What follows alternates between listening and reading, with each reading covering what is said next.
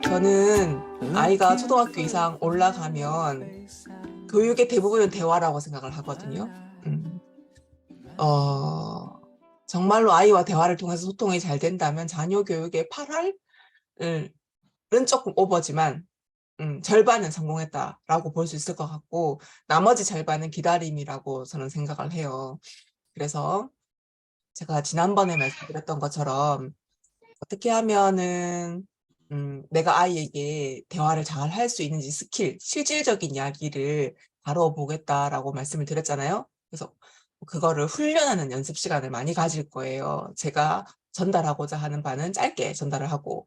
그래서 여러분들 세팅 실력이 더더욱 중요하거든요. 자, 이제 이야기를 시작해 보도록 하겠습니다. 아이의 성장에 날개를 달아주는 대화법이에요. 제가 첫 번째 수업 시간에 말씀드렸잖아요. 어떻게 하면 아이의 잠재력을 끌어낼 것인가, 끌어낼 수 있는가 라는 질문에 6가지가 필요하다라고 저는 말씀을 드렸어요. 아이는 학원에서 성장을 하는 것이 아닌 일상이라는 공간에서 성장을 하고, 그리고 책이라는 도구가 굉장히 쉽게 아이의 시선을 끌어낼 수 있는 도구, 그리고 기본적으로 책에는 아주 많은 도덕적인 이야기들이 다 담겨 있잖아요. 그렇죠? 그래서 엄마가 따로 어떤 교육을 시키지 않더라도 사실은 어린 시절에 책과 함께 성장하다 보면 책 속에 좋은 이야기들이 되게 많이 담겨 있기 때문에 책 역시 아이의 지성과 감성을 끌어낼 수 있는 기본적인 도구는 된다. 하지만 아이는 책보다 어떻게 보면은 부모가 보여주는 삶의 뒷모습을 통해서 성장하는 면이 더 많기 때문에 어떻게 보면 지성과 가깝지 감성까지는 유년 초반에, 생애 초기에, 초등학교 전에는 조금 의미가 클지 모르겠지만 좀 더 시간이 지나고 보면은 그렇지 않을 가능성이 높은 도구가 책이다라는 이야기 말씀드리고 싶고, 아무튼 그래도 책이 중요하고, 그다음 아이는 책만으로 성장하지 않고 다양한 경험이 필요하다. 왜냐면 미국 교육연구소를 예로 들면서 아이가 어떻게 학습을 잘 배울 수 있는가 이야기할 때 책이라는 도구보다, 선생님이 전달해주는 수업 내용보다 내가 배우고 알고 있는 내용을 스스로 타인을 가르치면서 가장 뛰어난 학습 효과를 얻게 되는데 사실 현실적으로 그것이 쉽지 않다. 그래서 그 다음으로 중요한 직접 경험하고 듣고 느끼고 깨닫게 되는 이 오감을 사용해서 경험하는 이것이 참 중요하다라는 말씀을 드렸었고, 그 다음 중요한 것이 제가 대화라는 이야기를 했고, 이건 다음 시간에 이야기해 보자고 했는데 그 다음 시간이 바로 오늘 찾아왔습니다. 제가 대화에 대해서 사실 아이들을 어린 시절에 키울 때 정말 많은 육아서를 읽었다고 했잖아요. 그 육아서엔 책의 중요성을 나열해둔 책이 있었고, 노래의 중요성을 이야기한 책이 있었고, 어느 정도 시간이 지나니 대화를 이야기하는 책들이 눈에 띄기 시작했었어요. 제가 아이들이 어렸을 때 이제 책을 읽으면서 대화를 접했을 때는 그렇게 와닿지 않았었어요. 그런데 아주 크게 머리가 아닌 가슴으로 쾅 울림이 왔던 순간이 있었는데, 그 하나가 뭐였냐면, 제가 이제 수업 시간에 말씀드렸던 것처럼 저희 남편이 사업을 3번이나 실패했다고 했잖아요. 그쵸? 그때 사실은 제가 아주 많이 삶이 힘들었었기 때문에 사실 육아를 할 수 있는 힘 자체가 별로 생기지 않더라고요. 저도 인간인데, 그쵸? 안 그렇겠어요? 너무 힘들었었어요. 이제 학령기 아동이 되었을 때는 내가 가르칠 수가 없고, 나도 사교육이라고 소위 말해지는 그런 기관들의 도움을 받아서 아이가 모르는 거, 더 배우고 싶어 하는 것들을 전해주고 싶었던 엄마였었거든요. 근데 뭐 경제적인 것에서 막히니까 뭐 그런 것을 아예 할 수 없으니, 난 지금까지 열심히 키웠던 내 아이를 더 이상은 잘 키울 수 없나? 라는 뭐 여러 가지 현실적인 경제적인 고난뿐만 아니라 아이 미래까지도 이게 뭔가 연결이 되면서 저는 정말 낙심하는 바가 컸었어요. 그래서 정말 제가 이 시기에 그 뭐지? 1박 2일을 정말 많이 봤었거든요. 왜냐면 그걸 보지 않으면 제 정신이 하루 종일 너무나 우울한 생각과 부정적인 생각이 너무나 많이 떠올라서 그 엄마 표정이 막 그냥 썩어 들어가 있잖아요.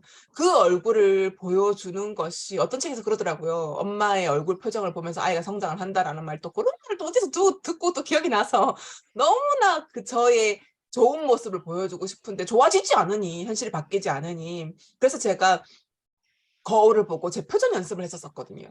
매일 아침 일어나면 기분이 안 좋아.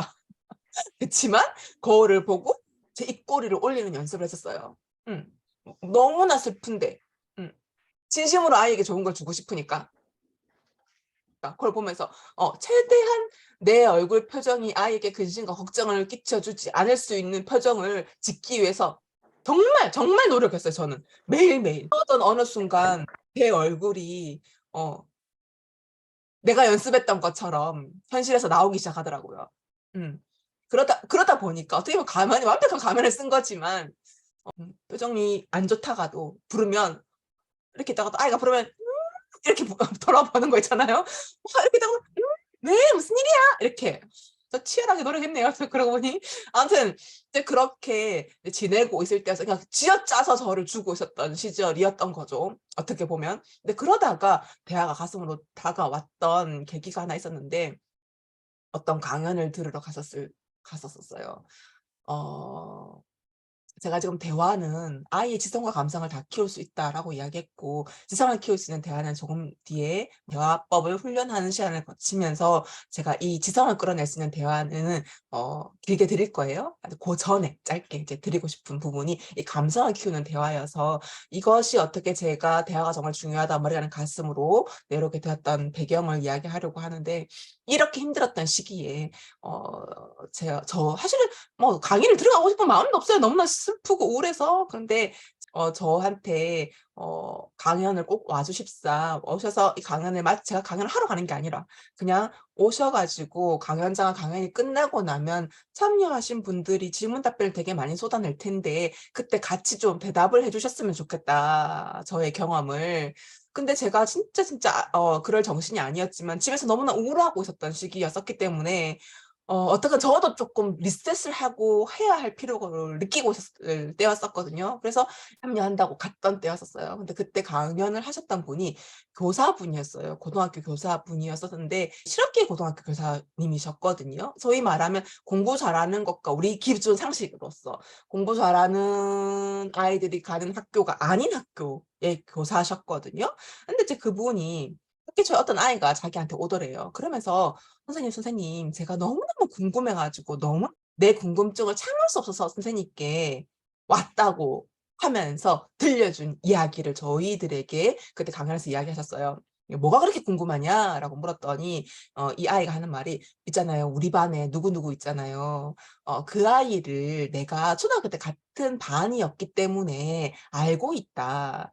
그 아이가 우리 학교에서 굉장히 똑똑한 아이로 유명했었고 집도 잘 사는 집 아이였고 부모가 정말 화목하고 자녀 교육이라고 소위 말하면 상도 많이 받고 공부도 잘하는 아이였다. 근데 이 아이가 왜 갑자기 3년 뒤에 고등학교를 이 학교에 왔는지 나는 아무리 생각해도 이해가 안 가고 너무너무 궁금하다."라는 질문을 선생님께 했다는 거예요. 여러분도 궁금하지 않으세요? 그렇게 잘 자랐고 가정도 화목하고 돈도 많고 다 갖췄던 아이였었는데 똑똑했고 심지어. 그런 환경 속에서. 심지어 이 아이가 책도 되게 많이 읽었다는 걸 알고 있었대요, 자기는. 책도 되게 많이 읽었던 아이였대요. 집에 놀러 가면 책이 있는 거지. 알겠죠? 딸 하나를 키우는 집이었었고 그래서 뭐 형제 자매끼리 싸우고 싫다고 이런 것도 없어. 엄마 아빠가 오롯이 얘만 바라보는 집이었던 거죠. 그래서 교육적인 환경도 많이 깔아 주었던 집이었는데 왜 이 아이가 3년 뒤에 다른 학교도 아닌 어 그쵸. 급작스럽게 집안에 무슨 일이 있었던 거죠.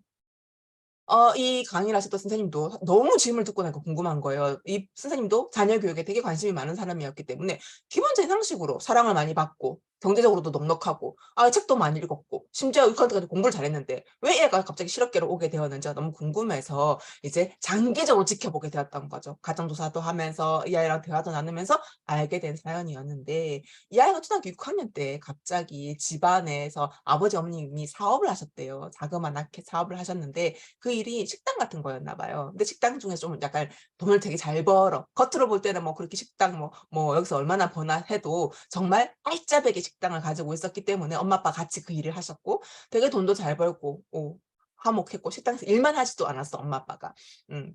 딱 주말에는 지켜서 쉬어 가지고 아이와 자녀와 함께 보내는 시간도 가졌던 그런 집이었는데 갑자기 어떤 일로 이 식당이 망하게 된 거예요.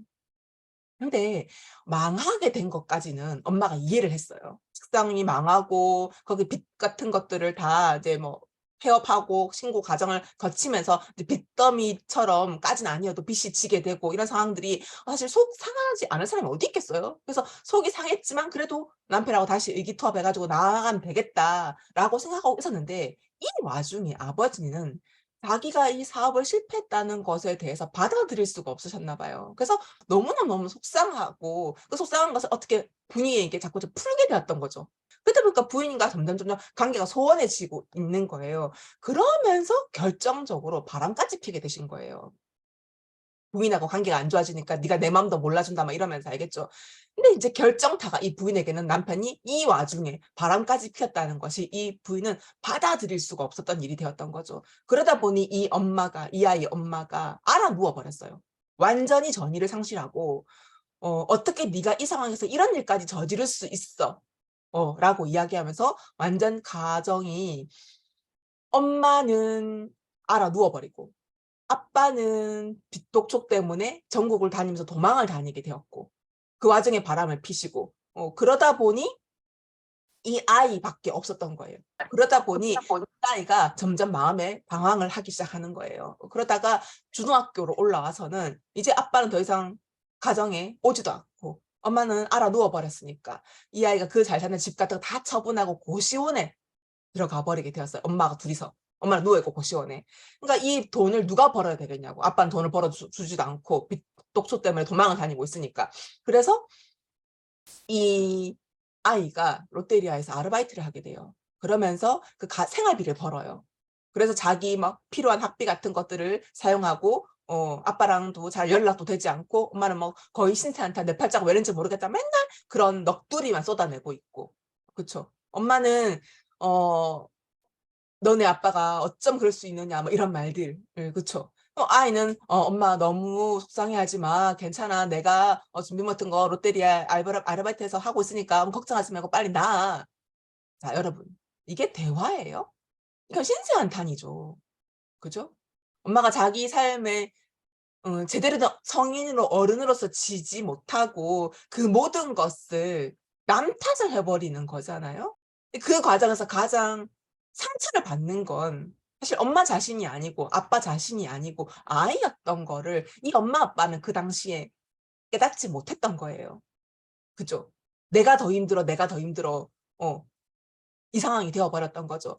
제가 이 강연에서 이 이야기를 듣고 제가 그전까지 저희 아이들 초등학교 저학년 때였는데 내가 그동안 정말 열심히 키웠어도 키우고 있었지만 지금 남편이 이렇게 사업을 반복적으로 실패하는 이 상황 딱 어떻게 보면 저랑 오버랩이 되잖아요. 여기서 내가 한 끝으로 정신을 제대로 차리지 않으면 내가 여기서 주저앉아 버리면 이 모든 것이 남편의 잘못이라고 남편을 탓을 해 버리면 결국 '우리 아이의 미래가 저렇게 될 수 있겠다.'라는 경각심을 가지게 되면서 정말 제가 크게 반성을 했었거든요. 이 사건 말고 제가 며칠 전에 지인이 저희 집에 놀러를 왔었어요. 요즘 자기 언니에게 있었던 친언니에게 있었던 일이라고 자기 친언니가 굉장히 잘 살고 있었대요. 남편이 유명한 방송국 PD였었고 잘 나가고 있었고 방송국에서.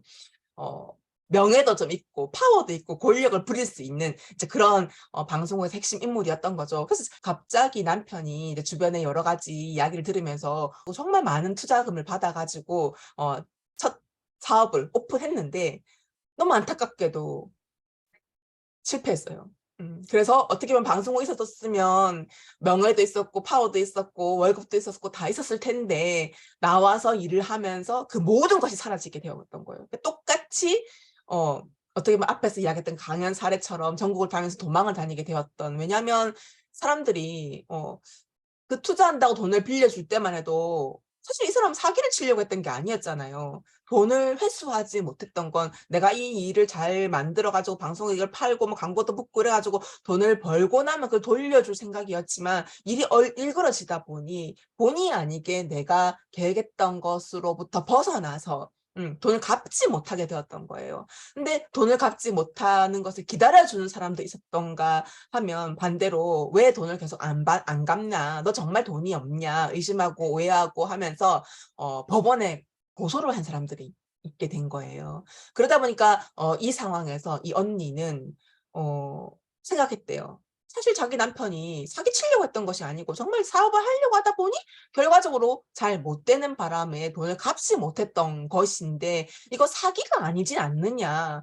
이게 너무나 억울하고 속상하다는 거예요. 그래서 이거를 정 명명백백하게 가리고 싶다 법원에 가서.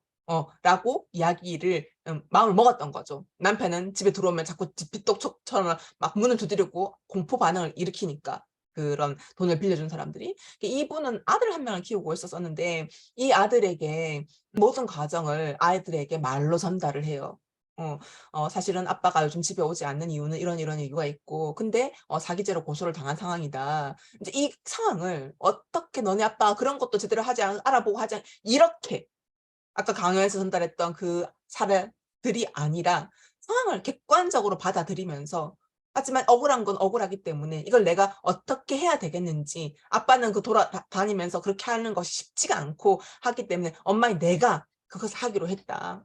누구를 만나서 어떤 일을 했고 투자금 어떻게 됐고 이거 다 서류로 작성을 해 오라."는 이제 법원의 그런 메시지를 받고는 누구누구를 만나러 다녀야 됐던 거예요. 그래서 엄마가 어떻게 보면 전업주부로 아이만 지켜보고 있었고 사실 이 아이는 사교육을 뺑뺑뺑뺑 돌렸던 아이였었거든요.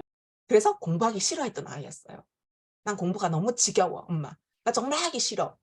내가 왜 이 공부를 해야 되는지 모르겠어." 아이가 이미 공부를 하고자 하지 않았던 욕구를 완전히 잃어버린 아이였었거든요. 그런데 이제 뭐 돈이 빚더미 나앉았으니까 학원을 다닐 수가 없어요, 다니고 싶어도. 그래서 모든 수업을 끊고 집에 혼자 오면 심지어 엄마도 없어. 뭐 엄마가 정신없어 지금. 가르쳐 줄 수 있는 상황도 아니야. 그러다 보니까 엄마가 "내일은 누굴 만나서 누구 무슨 서류를 받고 그다음 날은 누구를 만나서 무슨 서류를 받을 나 올 테니까 너 집에 돌아오면은 엄마가 밥을 차려 놓고 간식 같은 거 차려 놓고 갈 테니까 요거 먹으면서 엄마 기다려."라고 이야기를 했던 거죠. 그 아이는 "알겠다."라고 대화를 나누면서 이 과정에서 놀랍게도 이 시간 동안 아이에게 꿈이 생겼다는 거예요.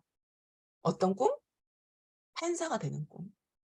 우리 아빠처럼 누군가는 억울하게 이 법원에 오게 되는 사람들이 있을 텐데 그 사람들에게 정말 억울함 하나도 없이 명명백백하게 요 사건의 진위를 밝혀낼 수 있는 현명한 판사가 되고 싶다. 스스로 꿈을 키운 거예요, 이 과정을 통해서. 그러더니 그 이후로부터 정말 열심히 공부를 하기 시작하더래요. 제 지인이 이 이야기를 전달해 줬는데 제가 그때만 해도 와닿지를 않더라고요. 그 엄마는 어떻게 감정에 휩싸이지 않고 그쵸. 딱 내일을 법원에서 찾아가고 나는 그럴 용기가 없었거든요 저는. 이게 너무 남 이야기들 같았어요. 그런데 어떻게 보면은 강연에 가서 들었던 그 실업계 고등학교 교사가 해 줬던 그 이야기는 너무 저에게 가슴에 와 닿더라고요. 제가 정신줄을 잠깐 놓아 버리면 그 사례가 될 것 같은 두려움이 확 올라오더라고요. 그래서 제가 그때부터 더더욱 정말 어 대화를 어떻게 나누느냐에 따라서 아이에게 동기부여가 되어 가지고 꿈을 꾸고 그 꿈을 이루기 위해서 노력하는 시간이 될 수도 있는구나, 이 대화가. 대화는 정말 아이의 지성을 끌어낼 뿐만 아니라 아이가 삶에 있어서 어떤 가치 판단을 하고 나아갈 수 있는 동력이 될 수 있는 아이의 정서적이고 감성적인 부분까지도 영향을 미치는 '너무나 절대적인 것이구나.'라는 것을 머리가 아닌 그때 가슴으로 받아들이게 되었었어요. 이제 이 부분에서 어떻게 보면 감정적으로 나도 모르게 날뛰고 계신 분 저는 지금 경제적인 그 고난 앞에서 이 대화라는 것이 얼마나 중요한지가 머리가 아닌 가슴으로 와 닿았지만 사실 저처럼 남편이 사업에서 망해 3 번이나 이 케이스는 사실 별로 없잖아요. 저는 이렇게 이 대화의 중요성을 알게 되었지만 여러분들은 어떻게 보면 아이와 일상에서 어디서 부딪히는지를 한번 들여다보시면 좋을 것 같아요. 특히 초등학교 이상 중학교, 고등학교 어머님들이라면 '왜 쟤는 저렇게 공부를 하지 않는가? 내가 지금 다 부족한 거 없이 다 해 주고 있는데 뭐가 문제라서 지금 저러고 행동을 하고 있는가?'라고 이해가 되지 않아서 그쵸? 이해가 되지 않잖아요, 그런 아이를 볼 때면. 이해가 되지 않아서 내가 이해할 수 없는 행동 예를 들면 소리를 지른다든지 화를 낸다든지 막 한숨을 푹푹 쉬면서 너 왜 이렇게 한심한 짓을 하고 있느냐.'는 메시지를 나도 모르게 주고 있는지 이것은 문제를 해결할 수 있는 방법이 아니거든요. 그럼에도 불구하고 이런 행동을 계속 지속적으로 하고 있다면 이거는 내 왜 나는 이런 행동을 할 수밖에 없는지 나를 들여다보고 나와 대화를 나누셔야 돼요. 알겠죠? 그 나와의 대화는 제가 오늘 시간이 있으면 이야기를 할 것이고 시간이 없으면 일단은 아이의 지성을 끌어내는 대화 요것만 해도 사실은 1시간 동안 우리가 충분히 익히기가 쉽지 않거든요. 그래서 이 아이의 지성을 끌어내는 대화 요 부분에 좀 포커스를 두고 대화를 나눠보도록 하겠습니다.